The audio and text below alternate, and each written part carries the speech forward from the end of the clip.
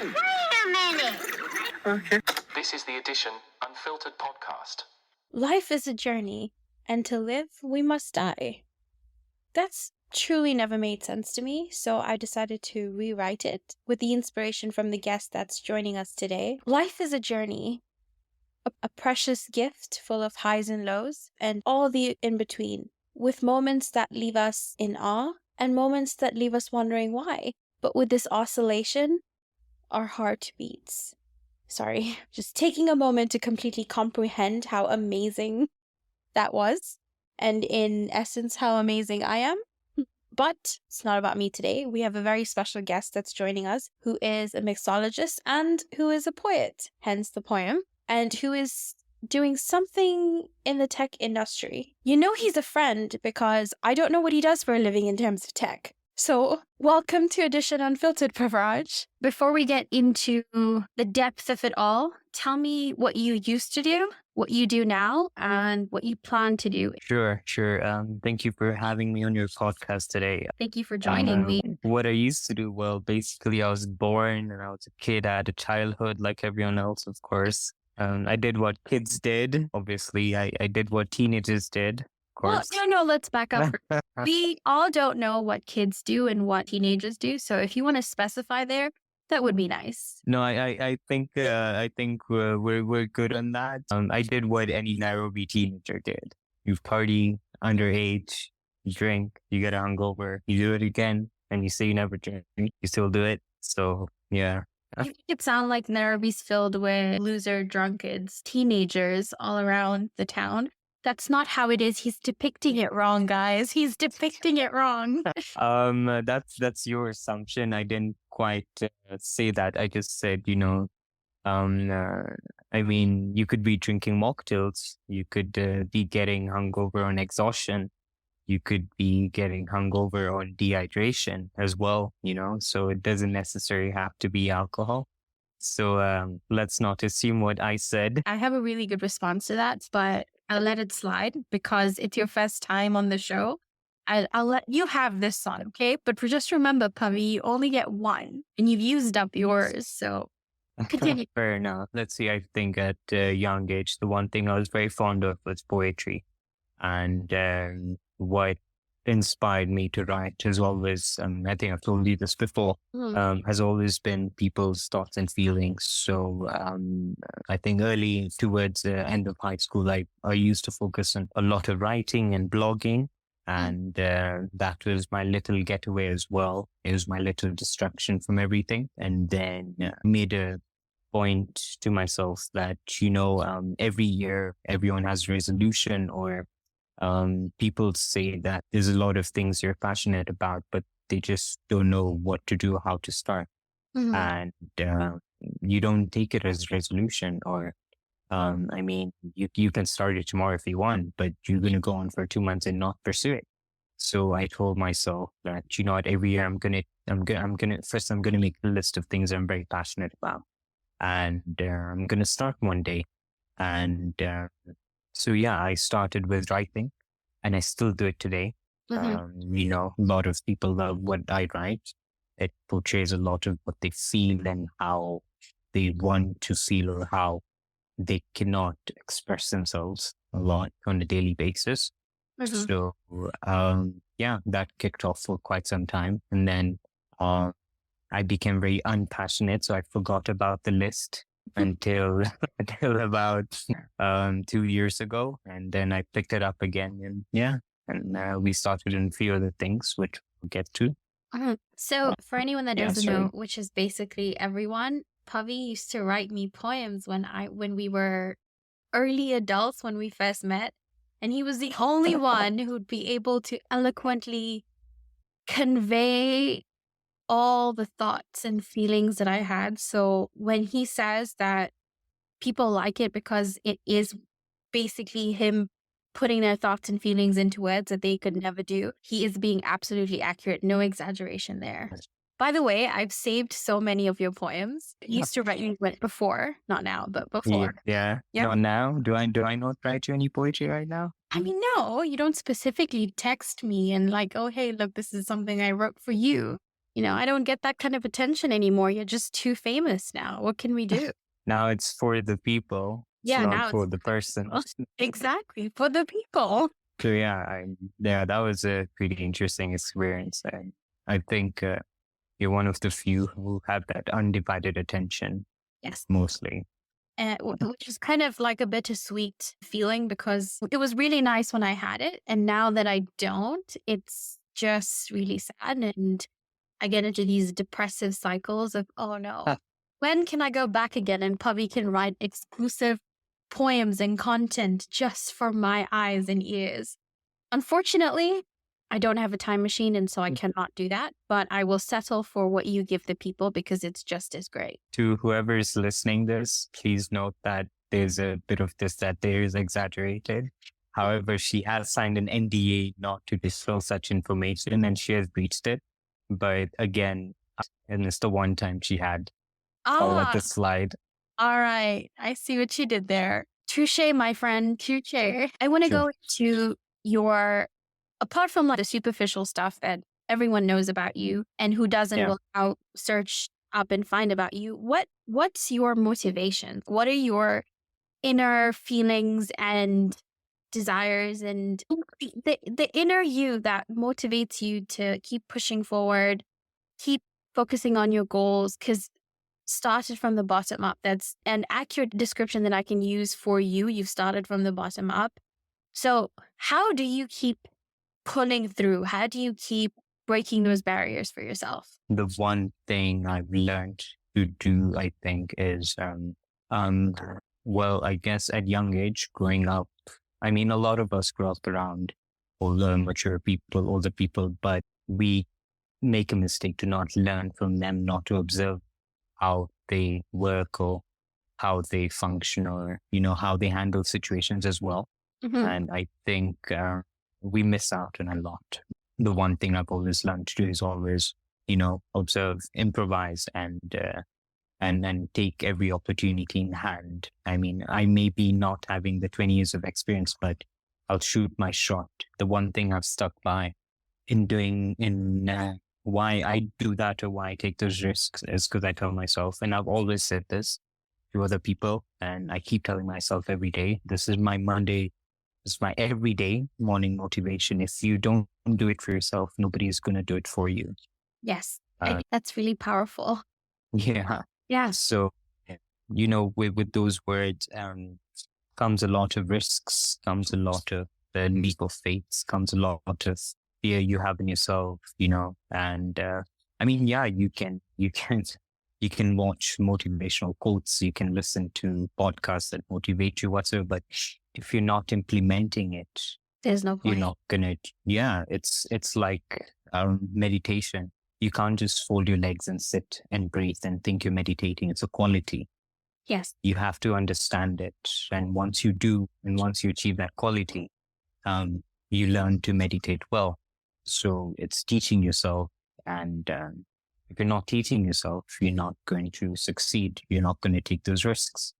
And that's what keeps me going every day. I think that meditation analogy makes a lot of sense and with what we have all around us, with all this motivation, it's constantly a dopamine hit on Instagram and TikTok. You get these 30 seconds of videos talking about motivation and you feel this burst feeling through you, but that only lasts a minute or maybe 10 to the max. And then after that, it's up to you. You can't just keep watching or listening to a podcast or watching a video and getting that motivation. You have to make sure that it comes from within you. And like you said, there's no point in it if you don't implement it. So, yeah. That's true. That's very true. Even Sadhguru says that you can listen to me all day, but what are you doing about it? You can write down notes on what I say all day, but what are you actually doing about it? Yeah. So, it's all on you end of the day. Yes. All on you. Yeah. All on you, Gio. Emphasis on Gio. Yes. Thank you. So thanks for putting me in the spot. I am trying. So here comes my next question, because you mentioned it and you talked about it okay, fine. What are you doing? And all of that makes sense. But there's some times where you kind of drown in all this information and all these ideas that you have and all these feelings that you feel. So how do you get to the doing part? Because it's easier said than done, obviously. Yeah. But how do you get the doing done? Well, the first step is very simple. You make a list. Okay. You've already done 50% of it. Mm-hmm. Secondly, if you feel overwhelmed or if you feel you're in a negative energy, go to a place that re-energizes you with a lot of positive energy. Or like, for instance, I think I've told you before, I spend a lot of time in Kruger Forest. Yes. And what I do there is to re-energize, to gather a lot of positive energy around Mother Nature. And with that, it brings me back on track. Fine, I made a list, I've re-energized. What is my first task? Mm-hmm. I have 20 meetings today. Okay, let's start with number 1. And there we go. And you've completed 100% of your task. And that's how we get to the doing part. It's all about, because you're going to have a lot of thoughts in your head. I need to do this. I need to do that. But make a list. It's going to be very simple. Make a list. Re-energize yourself. Then start at the top of your list. Even if you wake up today and you do not feel motivated, make your bed. That makes you productive. Yep. If you feel like you've not done anything end of the day, but you made your bed today, Mm-hmm. and that's a task in hand. So, you have achieved something that should keep you going on. I think the make your bed thing is really powerful. It's such a small thing, but it has such a big impact on your mind and just the way you perceive stuff. So this is way back when my mom used to tell me, do your bed, make your bed, get it done every day. Yeah. Every time you wake up in the morning. And I never used to understand the impact of it. I was like, oh, she's just telling me to do stuff to keep the house clean. But I understand now just how powerful making your bed is. It's like, it's the stupidest thing ever, but it's so powerful to adjust your mind. So if anyone's not making their bed, I suggest you start making your bed and you'll see the impact instantly of how you feel. Impact. Exactly. Yeah, Jill, sorry. To the audience, I think Jill may have said wet your bed instead of make your bed, but it's okay. We'll allow it. I didn't say wet your bed. I'm sure you'll figure that out. I did not say wet your bed. But even if you do wet your bed, there's nothing shameful about it. Okay? Yeah, it's okay. There are adult diapers these days. I'm sure we can get out for you. Don't worry. But where there's a will, there's a way. In the spirit of being unfiltered, there have been so many times where I have almost wet my bed because in my dream, I don't know if you've ever felt this way, but in my dream, I'm going to the bathroom and I can feel like me peeing and then my eyes open up, like I jolt up and I realize that I actually need to go to the bathroom. It's happened to me countless of times. Has that ever happened to you? Yeah, maybe when I was 10 years old. Okay, fine. All right then. But yeah, I it's very relatable. I fully understand where you're coming from. Let me ask you a question. Do you remember your dreams every day? Every day, maybe not, but most of the time, yes. Okay. Have you thought about why you don't remember your dreams instead of what your dream was about? Yeah, so sometimes I have like these really incredible dreams that I wake up and I feel amazing because I know I had a really good dream and I remember it. But then as the time goes by, I forget. So I'm like, why don't I remember this wonderful dream? Yeah. So yes, to answer in short, I forgot about it. Maybe we'll have another session on this. Oh, yes. And I'll explain to you why it's important to remember your dream. You've piqued my interest. I want to know now. So let's carry on with this session and we'll get to that. It's going to take about 2 hours. Okay, so we can all see puppies at teas. That's fine. We'll wait. I'll be patient. Patience is a virtue, as I've been told. Never, ever experienced it, but I have been told. So let's see how this time turns around. So speaking of deep, powerful moments, has there been a pivotal moment for you that's led you to where you are today? Yes, there has. I'll take it back again to high school. Okay. I used to go for a lot of religious camps and, it's just in high belief of God, faith, learning about Sikhi and whatsoever. But as we grew older, we realized that those were just time passes for flings and whatsoever. They just didn't really make sense, unless you're implementing what you learned. But I can say there was this one particular time that we had a session with this monk from London who had come down, and he had this weirdly, you could feel this higher power energy around you when he's passing by, like there's light around him, and you're just so calm.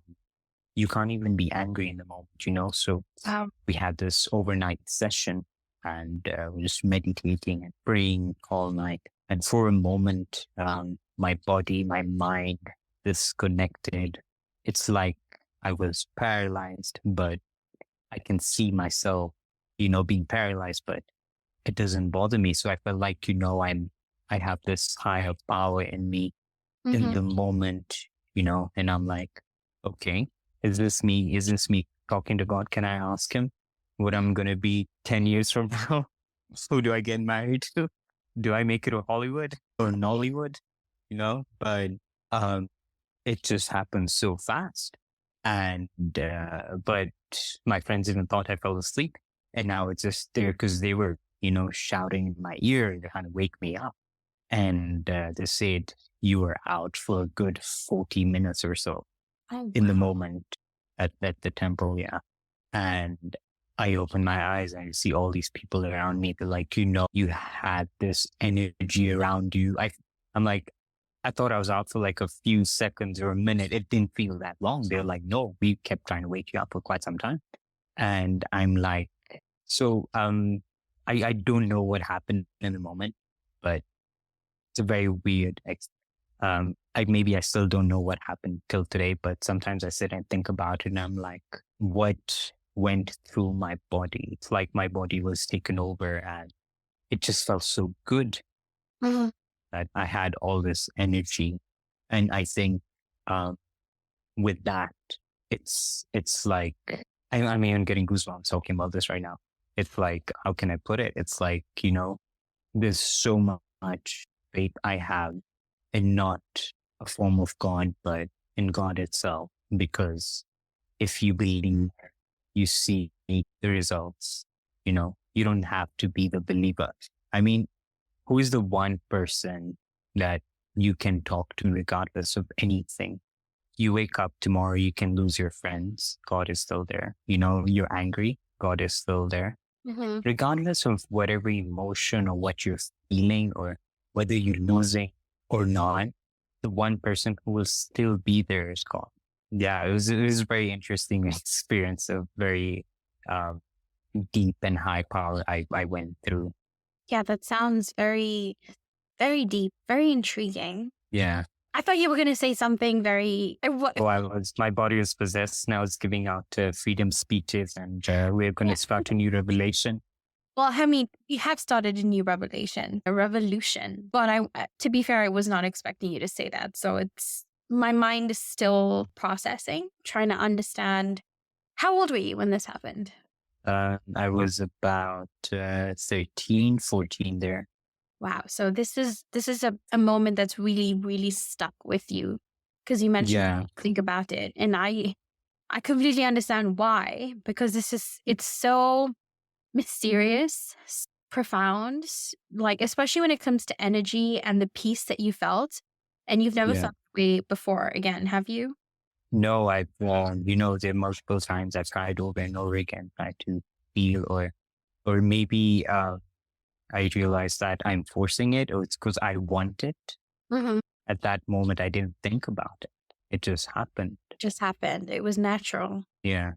I guess this is, I wouldn't say, never mind. I'll just ask the question without describing it. I don't know why I'm describing it. So you said that the one person that will always be with you is God, right? That makes sense for somebody who believes that there is a higher power, there is somebody like God. But what about the people who don't believe in that? What would you say? I don't think there are people who don't believe in that. I'm very certain that in any situation that you put yourself in, if you're a non-believer, you're going to have a situation and you're going to be put to test. They say God sends the difficult or the hardest battles to the strongest warriors. So you're going to be going through a lot of obstacles or whatsoever. And it's going to drain you out So, I mean, I've interacted with people who tell me they're non-believers, and I've seen them in situations that they've been so drained out and they're like, oh God, help, you know? Mm-hmm. So to me, I don't think they are non-believers. There is a part of them that does believe, but they choose not to. Okay. It's like how your mind and your heart operate differently. If your heart convinces your mind, your mindset changes of that person, you begin to move on. But if your heart keeps telling you that I'm heartbroken, I'm this, I'm that, there's not going to be a moment of your mind not thinking about it. It's going to be in your mind over and over again. I see your point, but I feel like that has more to do with the power of your mind, the power of your subconscious mind. I think we spoke about this a while ago. I don't think that has anything to do with belief in a higher power or belief in God. I know you said Rolling my eyes, but go on. I know you said you've met people who are non-believers and have gone through hard times, and then they say, oh God, help me. I live in the States. I live in the States. There's a lot of people here who are atheists and 100% do not believe in God. At least 3% of them are scientists who believe in just science, or they believe in what they can see. I'm not saying I'm not a believer of God or power or anything. I'm just talking in terms of their perspective. Like my grandfather, he doesn't believe in God, and he's a doctor. He doesn't believe in any other science except science, like not even Ayurvedic science, none of that stuff, which makes sense. I mean, based on his background, his upbringing, what he's learned in school, that make complete sense to me. But I've never seen him, even in times of, in any time, he respects us because we're like Gujaratis, we believe in God and all of that. We have pujas and stuff, and he partakes in everything, but he doesn't believe in it. And he's one example of many that I can think of. Which I'll get into now because we're just going to diverge and get off topic. But I just wanted to bring it up because no, it's good. I'm glad you say that. But you see, I can disagree to agree on the same thing. I mean, you're not in his mind, you're not in his heart at the same time. And likewise, you don't know. You're not there every second he breathes, every breath he takes. Right, I'm not, and I mean. That's the same argument that I could use for you as well, in the sense of how would you know if even in times of difficulty that they think that there's a higher power that will save them? Or I just need to have a conversation with him honestly, and I think I'll know. It'll be a very casual conversation. That's my next book, Casual Conversations. Yeah, be a hit. Just off the topic. Done. Okay, no, I'm kidding, but I fully agree with you. I guess this is a subject that I don't necessarily agree with your point of view, and you don't with mine. So I'm not going to get into it because we'll spend the rest of the time talking about this as opposed to you, which is what this is about. So I want to go back to you. Tell me about something that you're particularly proud of about yourself, or anything that you've accomplished, or both. What I can say is I've been doing a lot of trial and error throughout the year, and the one thing I'm very proud of is the brand I've built now. So before you go on, tell me about the brand that you've built, because you didn't go into what you actually do. So tell me about the brand you've built, and then I guess go on from there. Sure. There are two sides of it, I guess. There's the passionate side, and there's what my mind wants at the same time. Yes. So my mind is focused on the future of the tech industry, which I've been doing for the past I can say 4 or 5 years now. Understanding and what the future is going to be in development on the tech side is what my mind craves every day, to provide solutions to ease your lifestyle, to ease and to grow with that. So that's always been on the tech side. My passionate side of where I build a brand is, so as you know now, I'm a mixologist. And basically what a mixologist does, they create they consult, they train, every day is a new creation. So as I got into that, it honestly started as a joke. I used to go for a lot of events, and I became fond of what people are doing in the bar, how they interact, At that point, I could say maybe I was like an introvert, extrovert. I mixed something. But, and, I got into it. I tried, played trial and error, and I picked it up really well that, I took a leap of faith in myself and said, you know what, I want to start hosting events. My first event wasn't, the biggest thing. It wasn't what I wanted, but that didn't stop me down. I got a lot of good feedback, and I did another one until it was successful. And that's when, people recognize my brand. They're like, oh, this is Pavraj, this is the mixologist, this is the guy, And I realized that it's not just about creating cocktails, it's about bringing different cultures together. So every time I host an event, I'm bringing a lot of people together. And I think that is something I'm very proud of, bringing people together.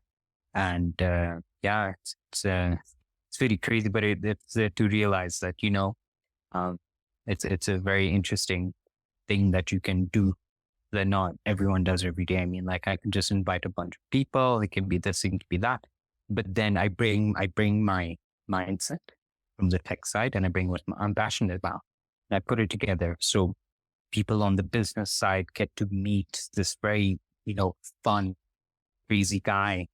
And, people on the fun side get to meet this other guy on a Monday to Monday. And on the weekend, he's like a very different person.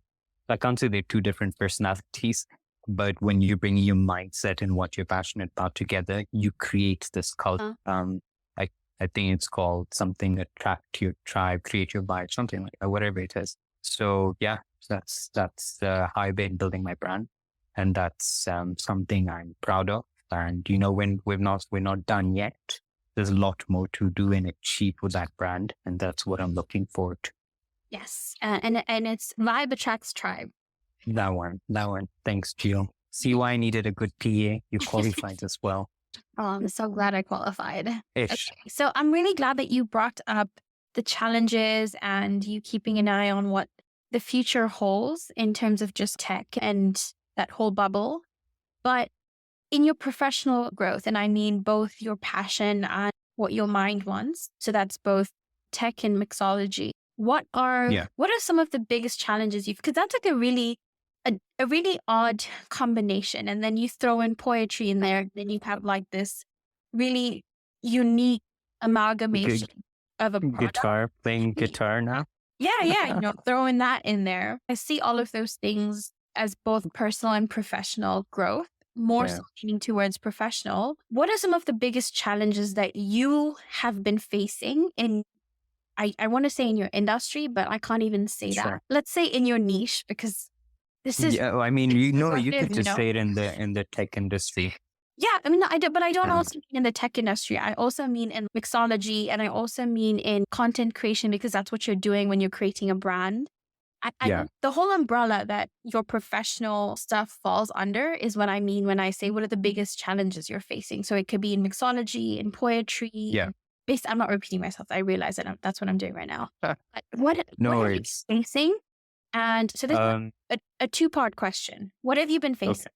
What do you see the trend line growing in each of these little parts that you're a part of? And how are you planning on addressing them? So three-part question. I lied. Yeah, we got three questions there. Yes, I lied. Don't worry. I'm always ready with my pencil and notebook, so don't worry. I mean, at this old age, I do tend to forget some of the things I have to also keep up with you. Yes, of course you do. How can you not have to keep up with me? I mean, who doesn't? Let's be real. And this is why we stopped writing your poems. Ouch. It's fine. You don't write me a poem. I find somebody else who does.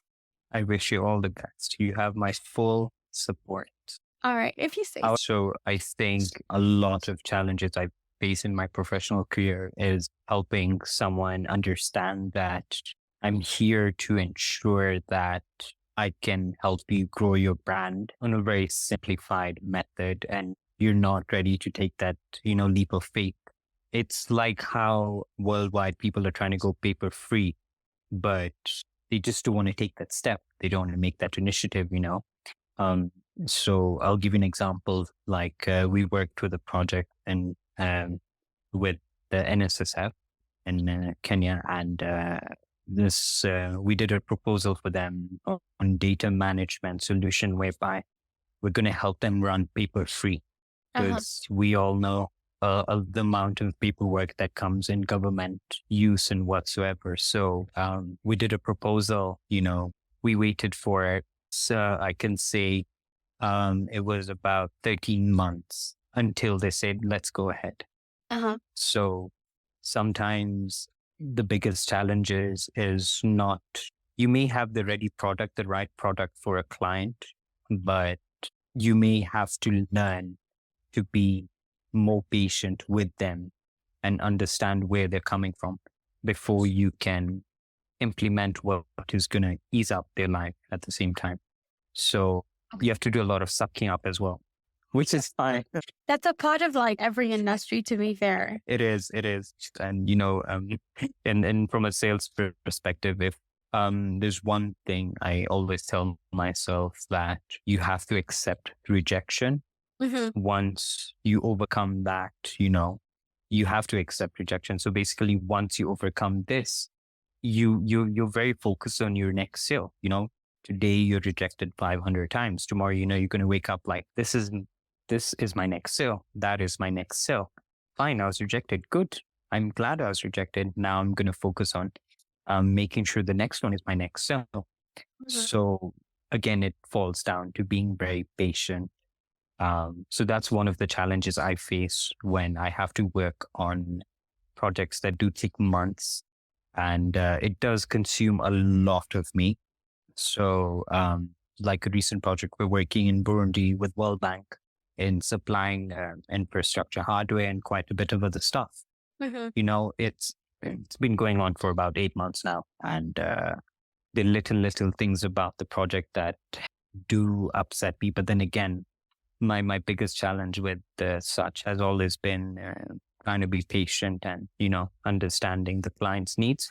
Yeah. Because again, from a sales perspective, you're always focused on, boom, I close the sale. I need to move to my next sale. I have targets to meet. I have this to meet.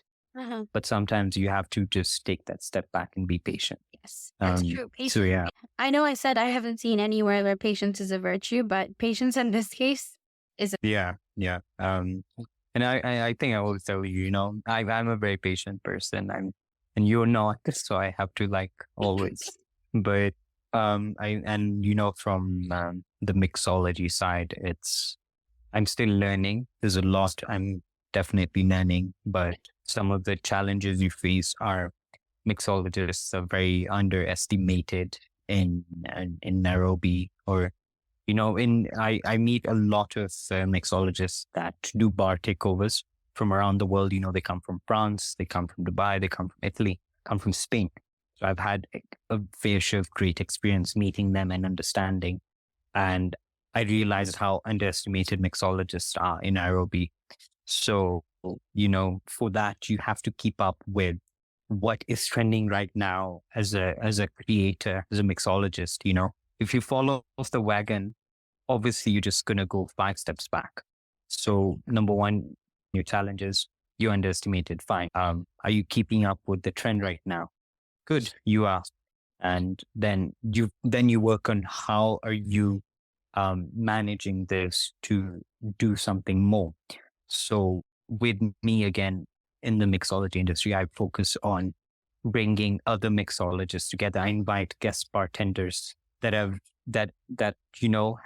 done this at home, have done videos, but they've never had that firsthand experience at an event. So every time I do an event, I'm always inviting someone new. I'm like, hey, look, you told me that you've been trying this out. You want to have this. You want to have a social experiment. They come out. They're my guest bartender. We do this amazing thing. The synergy is there. We're on the same wavelength, and they overcome that fear. So that's my solution to creating that culture, overcoming the challenges on the mixology industry. And this is how I want to make an impact to show that, we want to create this, culture. We want to be these people that reach where it is everywhere else worldwide. We want to do bar takeovers. I want to go to Cape Town and do a bar takeover for a whole week. That's going to be banging fun. Yes. We know how cheap and good the wine is, but yeah. So, those are some of the challenges I face. I want to say something, and it's not to do with why do I attempt to keep describing it instead of just saying it? This is a problem. I think it's really commendable that you are all about just growth for yourself and for other people. Generally, and I say this very loosely, there's a lot of people out there that are just looking out for themselves. They want to grow in terms of just like content creation. It's, competition for followers, competition for likes, competition for basically everything in terms of social media. And the fact that you are taking your time out to help aspiring mixologists, aspiring all of these people and encouraging them to do what they want to do is definitely commendable. If we were in the same room together, I would give you a standing ovation. It would be more powerful than me saying it online. Thank you. I appreciate it. For a moment, I'm like, wait, is she playing her sarcasm game? Like, she You told me that I don't have to specify that I'm being sarcastic or not. So I didn't. Yeah. So it's not there today. I'm like, yes, she's not. Yeah. So no, thank you. I appreciate it. I think I did a little course on leadership program when I worked in the fintech industry, and it opened my eyes a lot that you want to grow, you got to grow together. You can take all the credit you want. So what? You can do all the news articles you want on yourself. So what? It's a 5-minute thing, but when you do it as a community, it grows. Their cousins will tell their cousins, it grows. The word goes around, and it's again, it's not about that 5-minute fame. It's about becoming this community too. I mean, one day, hopefully will, me and a few other people who have the same mindset and are passionate about it. We want to open an academy for, young people who are motivated in the bar industry, who are underestimated, who are scared to take the next step. And it's not only that, whatever you want to focus and achieve on, let's do it together. And that's the end goal. That's so true.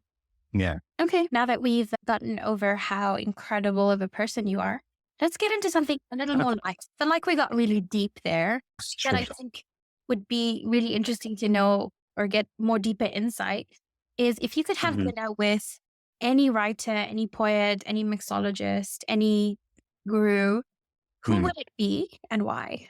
Oh, wow. I should have YouTubed this one. I had a good answer for this a few years ago. No, I literally had this question last year at an interview I did on a TV channel. I just, I made sure I told her, hey, let's not do this question. I don't remember the response to this.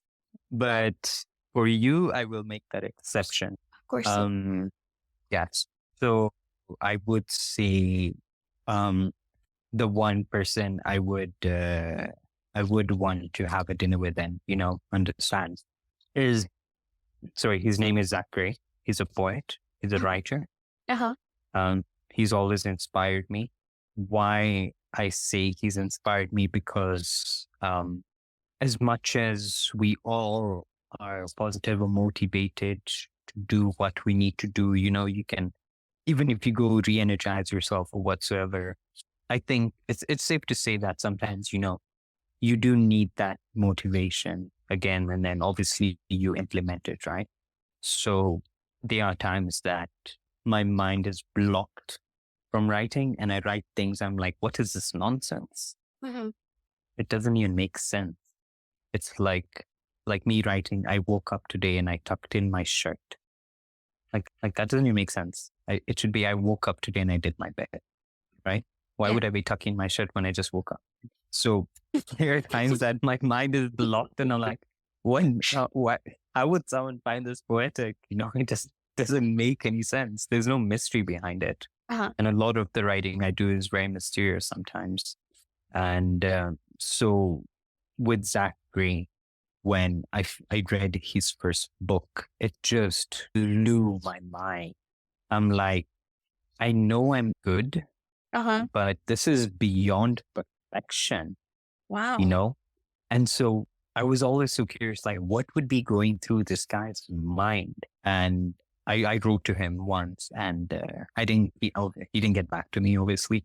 I wrote to him when his fifth book was published, and I did get a response from him. I told him that the very question you asked me, I'm like, you're my idol. If there was one person that I would have dinner with, it would be you. And coming, from a very junior poet, as to what you do, you've inspired me to do better than what I've done.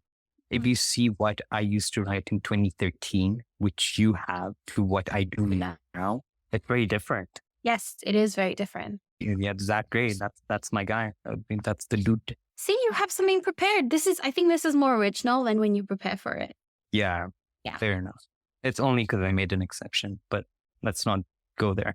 All right. So, parting wisdom, okay? From your journey so far, both professionally, personally, emotionally, physically, just the essence of being you and your journey so far, what advice would you give to your younger self, knowing what you know now? Words of wisdom for me would be like, if you take a moment to close your eyes and you tell yourself, what if I don't have what it takes? There's going to be something around you telling you you don't have to, because I do. And that's you giving yourself the best advice. So what you choose to do, that information is up to you. I see what you did there. I see very well what you did there. Okay, I think that's left me thinking more than I have understood, which is a good thing, because I can come back pester you to explain it to me if I don't understand. Yeah, sure. I think we have a topic for the next session on about that. We have something about dreams. I have not forgotten. I'm still pondering over that, and now you've given me something else to think about and understand deeply. Yeah. I have all the questions that I had for you. You've answered very well with so much insight, and I'm sure everyone who's going to listen to this will get as much insight from it as I have. Cool. Yeah, great. No, I was honestly expecting more challenging questions from you today. I'm trying to bring your A game. All right. Unfortunately, I'm sorry, audience. Sometimes she doesn't walk her talk, but we're here. I do walk my talk. She may cut that off because it's her podcast, but it's okay. Unfiltered. Come on. I'm not going to be a hypocrite by doing that.